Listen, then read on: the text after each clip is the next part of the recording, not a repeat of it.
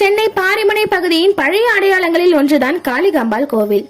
பக்தர்களின் வேண்டுதலை நிறைவேற்றும் மிகவும் சக்தி வாய்ந்த தெய்வம் தான் இந்த காளிகாம்பாள் அன்னை. பொதுவாக கோபரூபத்துடன் இருப்பவர்தான் காளி. அன்னை காளிகாம்பாள் ஸ்ரீ லலிதா பரமேஸ்வரின் ரூபம் கொண்டு காட்சி தருகிறார். தீபாரதனை காட்டும் பொழுது காளிகாம்பாளை நன்கு உன்னிப்பாக பார்த்தால் அன்னையின் விழிகள் சுடர் விழிகள் போல மாறியிருக்கும். 16ஆம் நூற்றாண்டில் சத்ரபதி சிவாஜி தனது தென்னக படையெடுப்பால் வேலூர், செஞ்சி, ஆற்காடு ஆகிய பகுதிகளை கைப்பற்றினார். சிவாஜியின் அடுத்த குறி சென்னை தான் என்று பரபரப்பாக பேசப்பட்டது. ஆனால் அப்படி ஏதும் நடக்காமல் சிவாஜி மீண்டும் தனது ராஜ்யத்திற்கே திரும்பி சென்றாராம். இதற்கு காரணம் அன்னை காளிகாம்பாள் தான் என்று சொல்லப்படுகிறது. அது மட்டுமில்லாமல் காளியின் பக்தரான சிவாஜி யாருக்கும் தெரியாமல் நள்ளிரவில் மாறுவேடமிட்டு காளிகாம்பாள் கோவிலுக்குள் நுழைந்து அன்னையை வழிபட்டு சென்றதாக கூறப்படுகிறது. இதற்கான குறிப்புகள் கோவிலில் வைக்கப்பட்டுள்ளது. மகாகவி பாரதியார் இந்த அன்னையை வழிபட்டு செல்வாராம். யாதுமாகி நின்றாய் காளி என்ற அவரது பாடலில் வருவது இந்த காளிகாம்பாள் அன்னைதான்.